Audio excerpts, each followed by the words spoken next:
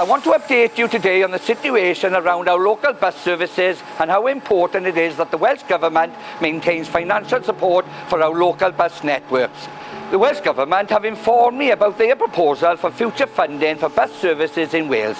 This could have significant implications for our bus routes here in Port Talbot. There are several uncertainties around the proposals that needs clarification. The lack of information available makes it really difficult to determine what it means for our bus services.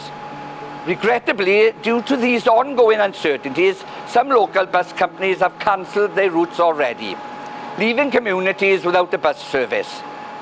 To safeguard bus services in the short term, I have accepted the funding provided by the Welsh Government for now.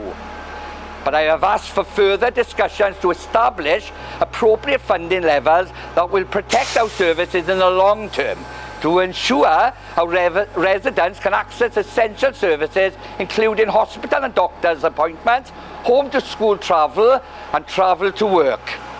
We will continue to work hard to address these concerns and push for better funding.